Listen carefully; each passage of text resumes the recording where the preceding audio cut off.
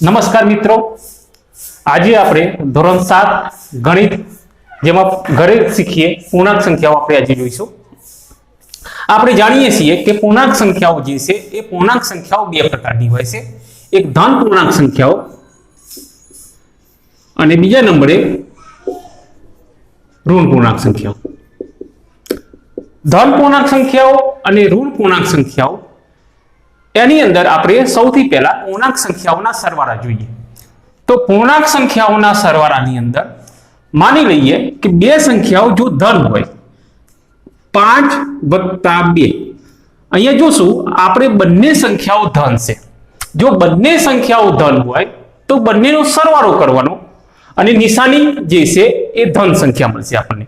તો 5 + 2 7 થશે અને આનો જવાબ બંને સંખ્યાઓ ધન છે એટલે કે આ જવાબ જે આવશે એ ધન 7 આવશે।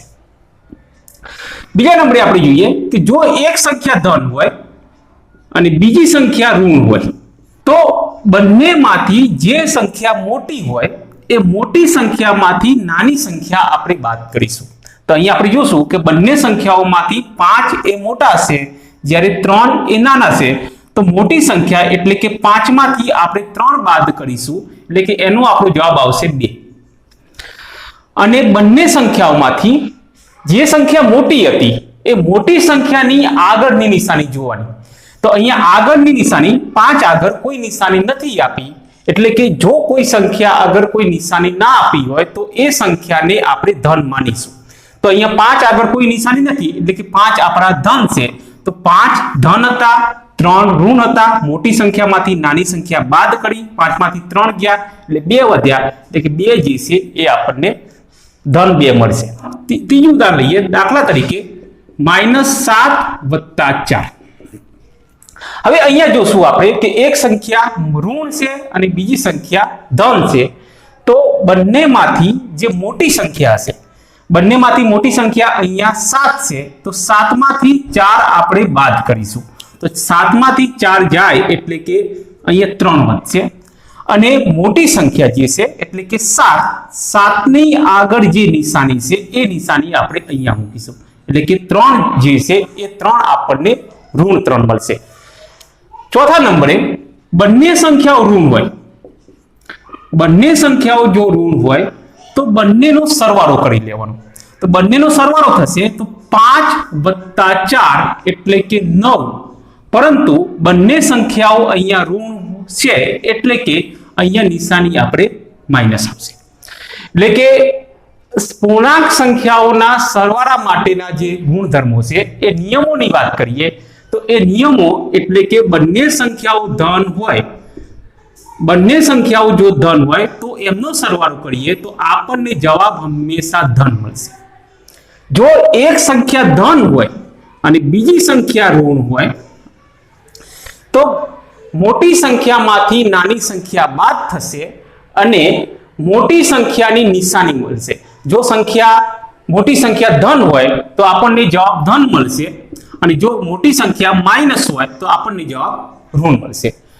જો બંને સંખ્યાઓમાં ઋણ હોય તો બંનેનો સરવાળો થશે અને જવાબ આપણને ઋણ મળશે। તો આ નિયમો આપણે યાદ રાખવાના છે। હવે આગળ વાત કરીએ પૂર્ણાંક સંખ્યાઓની બાદબાકી। અહીંયા આપણે લઈએ કે બે ધન સંખ્યાઓ એટલે કે 8 - 3, આ એક સરળ બાદબાકી છે એટલે કે 8 માંથી 3 જાય એટલે કે અહીંયા આપણને જવાબ 5 મળશે। હવે 8 માંથી જો આપણે -3 બાદ કરવા હોય તો અહીંયા બે ઋણ નિશાની વચ્ચે કૌંસ આપેલો છે। જ્યારે બે નિશાની વચ્ચે કૌંસ આપેલો હોય ત્યારે આપણે ગુણાકારની નિશાની સમજશું એટલે કે 8 - એટલે કે ઋણ ધન થઈ જશે અને અહીંયા 3, 8 + 3 એટલે કે આપણો જવાબ આવશે 11। હવે આગળ માની લઈએ કે 8 જે છે આપણા પહેલી સંખ્યા માઈનસ છે અને બીજી સંખ્યા જે છે એ આપણે પ્લસ લઈએ છીએ। અહીંયા જોશું કે 8 જે છે એ આપણા ઋણ છે, અહીંયા આ માઈનસ અને અંદરની જે સંખ્યા છે એ ધન છે એટલે કે માઈનસ અને ધન એટલે કે માઈનસ અને પ્લસ માઈનસ થશે એટલે કે -3। હવે સરવાળાના નિયમ યાદ કરીએ, જો બંને સંખ્યાઓ ઋણ આવતી હોય તો બંનેનો સરવાળો થાય, પરંતુ નિશાની જે છે એ ઋણ રહેશે. તો અહીંયા 8 અને 3 નો સરવાળો એટલે કે 11 થાય, અને બંને સંખ્યાઓ ઋણ છે એટલે કે અહીંયા -11 જવાબ આવશે. જો બંને સંખ્યાઓ માઇનસ હોય, માની લઈએ કે અહીંયા -8 -3 આપેલા છે. પહેલી સંખ્યા આપણી માઇનસ છે એટલે કે -8, આ સંખ્યા ઋણ છે અને આ સંખ્યા પણ ઋણ છે, અને અહીંયા કૌંસની નિશાની છે. તો આગળના દાખલા પ્રમાણે બંને વચ્ચે ગુણાકારની નિશાની આપણે માની લેશું. આ સંખ્યા ઋણ અને આ બી અહીંયા ઋણ એટલે કે ઋણ એટલે કે ધન થશે, અને અહીંયા 3. હવે અહીંયા જોશું કે સરવાળાના નિયમ પ્રમાણે એક સંખ્યા ઋણ હોય અને એક સંખ્યા ધન હોય તો મોટી સંખ્યામાંથી નાની સંખ્યા બાદ થશે, એટલે કે 8 માંથી 3 બાદ કરીએ એટલે કે 5 જવાબ આવશે. અને મોટી સંખ્યાની નિશાની એટલે કે અહીંયા મોટી સંખ્યા જે છે એ આપણી 8 છે, અને 8 ના આગળ ઋણની નિશાની છે, તો અહીંયા આપણો જવાબ ઋણ 5 આવશે. હવે આપણે પૂર્ણાંક સંખ્યાઓના કેટલાક ગુણધર્મોની વાત કરીએ તો પૂર્ણાંક સંખ્યાઓના ગુણધર્મો, એમાં પહેલા નંબરે સરવાળા માટેના ગુણધર્મો,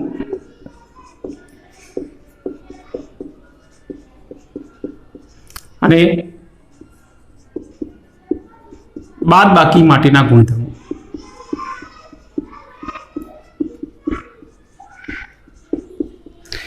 પહેલા નંબરે ક્રમનો ગુણધર્મ. ક્રમના ગુણધર્મની વાત કરીએ તો આપણે જાણીએ છીએ કે સરવાળા માટે એટલે કે કોઈ પણ સંખ્યા લઈએ આપણે કે 2 + 5 કરીએ તો આપણો જવાબ આવશે 7. હવે આ સંખ્યાઓનો ક્રમ બદલી નાખીએ એટલે કે આગળની સંખ્યા પાછળ લખીએ અને પાછળની સંખ્યા આગળ લખશું, એટલે કે 5 + 2 કરશું તો બી આપણો જવાબ 7 આવશે. એટલે કે સરવાળા માટે પૂર્ણાંક સંખ્યાઓ જે છે એ સમક્રમી છે.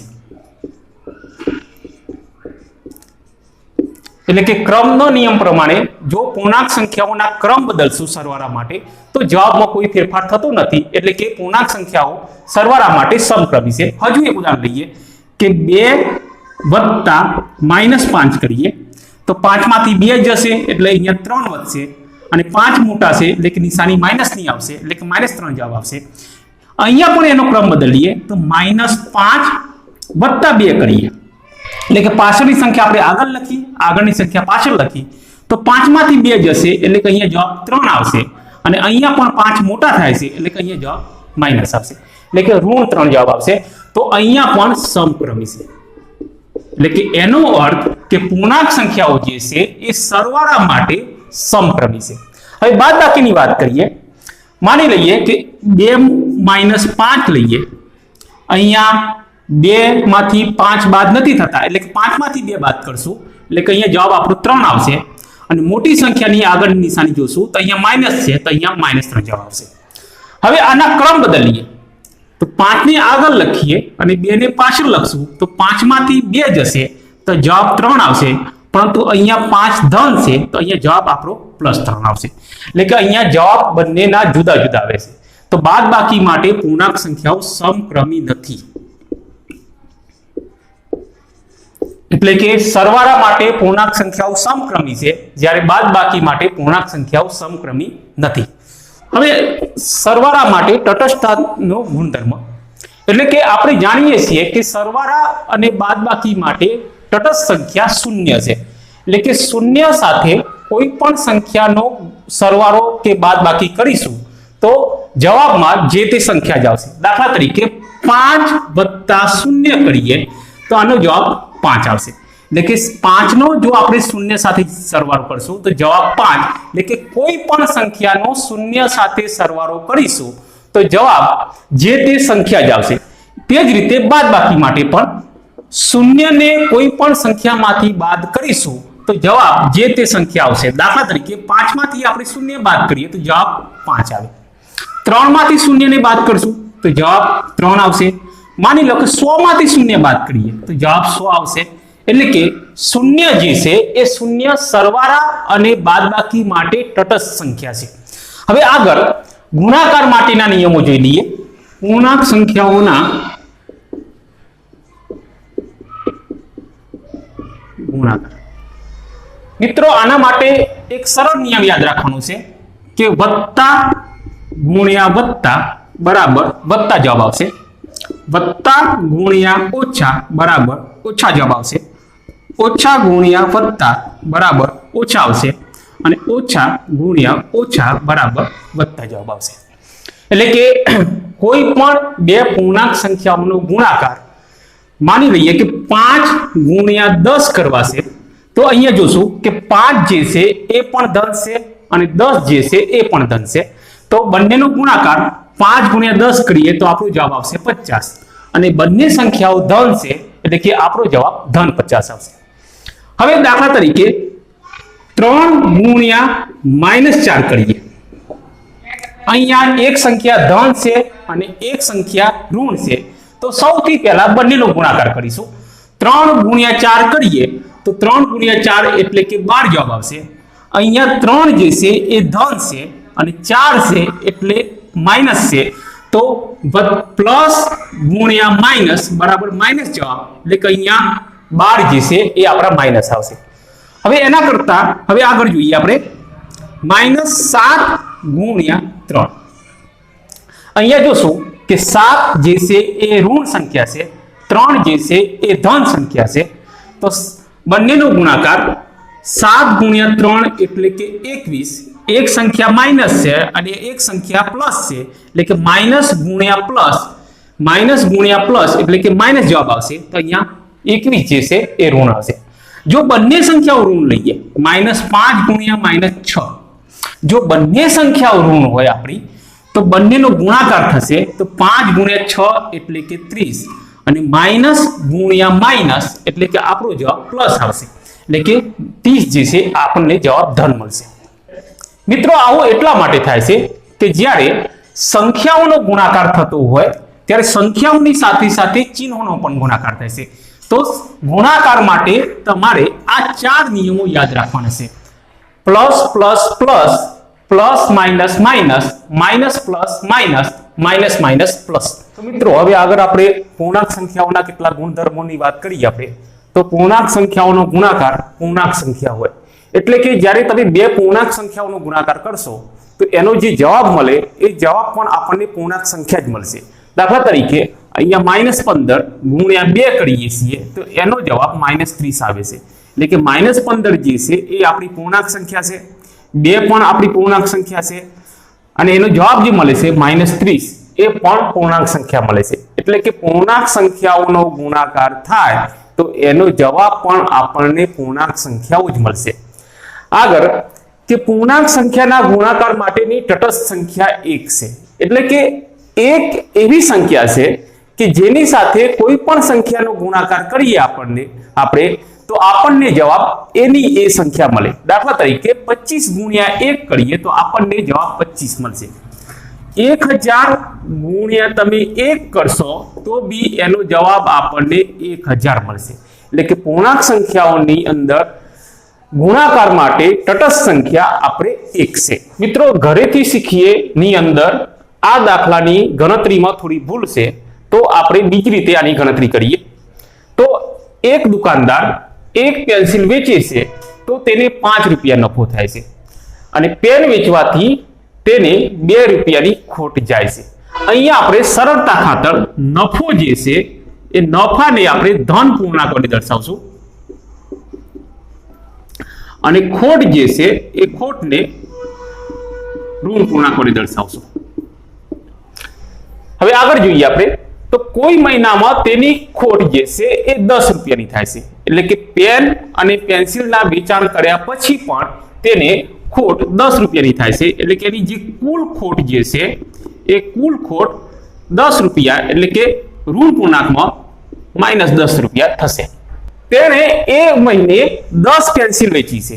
હવે આપણે આગળ જોયું કે એક પેન્સિલ વેચે તો 5 રૂપિયાનો નફો થાય છે અને એને મહિનાની અંદર 10 પેન્સિલ વેચી છે, તો આપણે શોધવાનું છે કે કેટલી પેન વેચી હશે.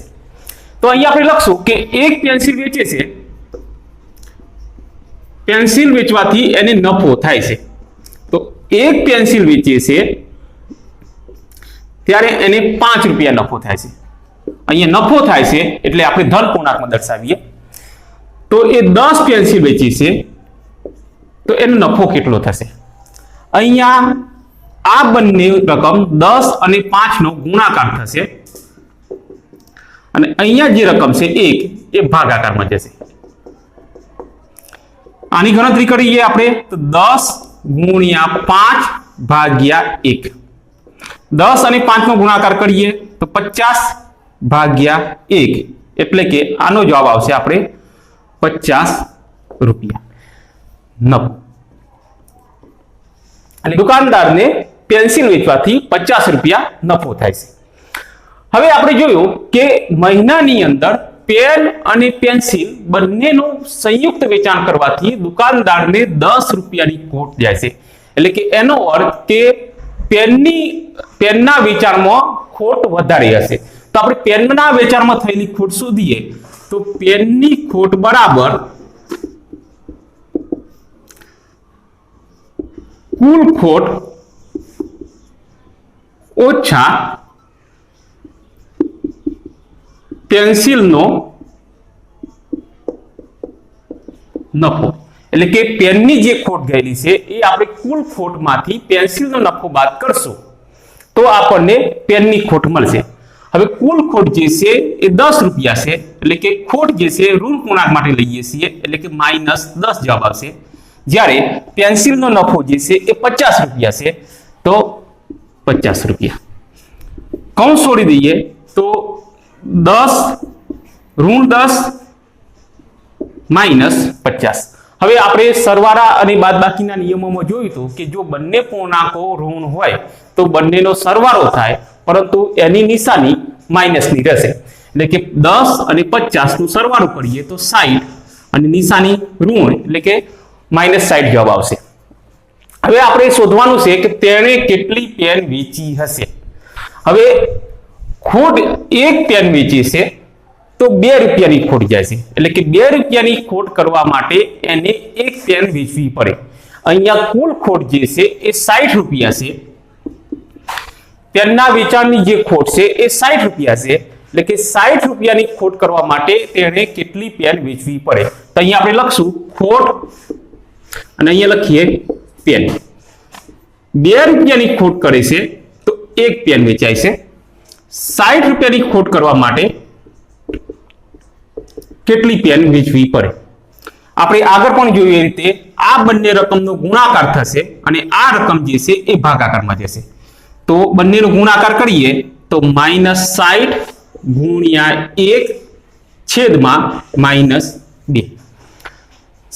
ગુણાકાર માટે તટસ્થ સંખ્યા જે છે એ 1 છે એટલે કે 60 નો 1 સાથે ગુણાકાર કરીશું તો એના એ જ જવાબ આવશે.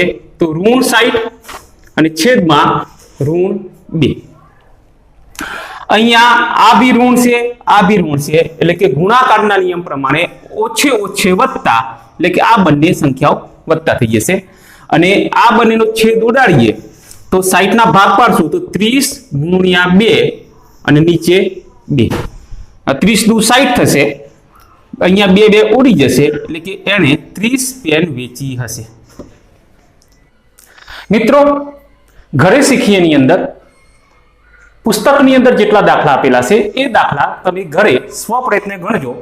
જો કોઈ દાખલાની અંદર મુશ્કેલી જણાય તો કોમેન્ટની અંદર તમે કોમેન્ટ કરજો જેથી કરીને એ દાખલા આપણે આગળના વિડીયોમાં આપણે જોઈ લેશું. વિડીયો ગમે તો લાઈક કરજો, શેર કરજો અને સબસ્ક્રાઇબ કરજો. અને ધોરણ 7 નું પૂર્ણાંક સંખ્યાઓ આખું ચેપ્ટર આપણે આગળના વિડીયોમાં આપણે લઈશું.